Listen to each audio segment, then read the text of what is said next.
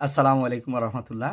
প্রিয় ভিউয়ার্স, প্রিয় ইমানদার মুসলমান ভাই বোনেরা, যে যেখান থেকে আমাদের আজকের ভিডিওটি দেখছেন, আপনাদের সবাইকে স্বাগত, শুভেচ্ছা, অভিনন্দন জানাচ্ছি আমাদের এমআরএস টিভি ভারত চ্যানেলের পক্ষ থেকে। আজকে হচ্ছে 172 নম্বর ভিডিও আপনাদের সাথে শেয়ার করছি।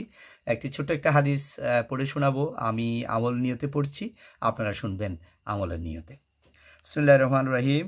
হযরত আবু হুরায়রা রাদিয়াল্লাহু তাআলা আনহু থেকে বর্ণিত, নবী করিম সাল্লাল্লাহু আলাইহি সাল্লাম বলেছেন, তোমাদের মধ্যে কোনো ব্যক্তি ততক্ষণ পর্যন্ত নামাজের সওয়াব পেতে থাকে যতক্ষণ সে নামাজের অপেক্ষায় থাকে।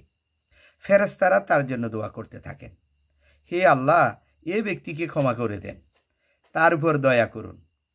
নামাজ শেষ করার পরও যতক্ষণ সে নামাজের জায়গায় অজুর সাথে বসে থাকে ততক্ষণ পর্যন্ত ফেরেশতারা তার জন্য এ দোয়া করতে থাকেন। সুবহানাল্লাহ। এই হাদিসটি এসেছে হচ্ছে বুখারী শরীফ 2229 নম্বর হাদিসে আসছে। বলতেছে যে তোমাদের মধ্যে ততক্ষণ পর্যন্ত নামাজের জন্য সওয়াব পেতে থাকেন। আমরা অনেক সময় নামাজ পড়ি, নামাজ পড়ার জন্য মসজিদে অপেক্ষা করতে থাকি। এখনও মনে করেন আরও 20 মিনিট সময় আছে, 30 মিনিট সময় আছে, আমি সুন্নত পড়ে নামাজের জন্য অপেক্ষা করতেছি। তাহলে এইভাবে যদি অপেক্ষা করে, যতক্ষণ পর্যন্ত অপেক্ষা করা হয় ততক্ষণ পর্যন্ত বলতেছে আল্লাহর ফেরেশতারা তার জন্য দোয়া করতে থাকেন এবং সে ততক্ষণ পর্যন্ত সওয়াব পেতে থাকে যতক্ষণ পর্যন্ত জামাতে সে অংশগ্রহণ না করে, জামাত না হয়।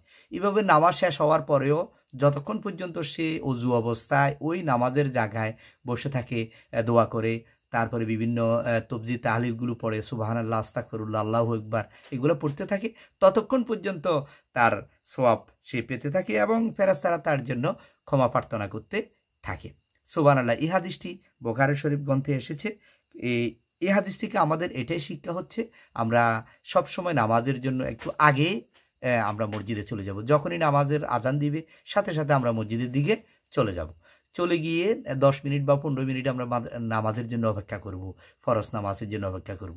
তাহলে আমরা এই আমলটি করতে পারবো। এই আমলটি করার কারণে আমার জন্য ফেরেশতারাও দোয়া করবে, প্রার্থনা করবে। এখন বুঝেন, ফেরেশতারা দোয়া করা মানে হচ্ছে, ফেরেশতারা তো নিষ্পাপ, ফেরেশতাদের দোয়া করা মানে হচ্ছে ফেরেশতার দোয়া আল্লাহ তাআলা কবুল করেন। এজন্য আমরা এই আমলটি সবসময় বেশি বেশি করব। আল্লাহ তাআলা আমাদের সবাইকে আমলটি করার তৌফিক দান করুন। আমিন। আসসালামু আলাইকুম ওয়া রাহমাতুল্লাহ।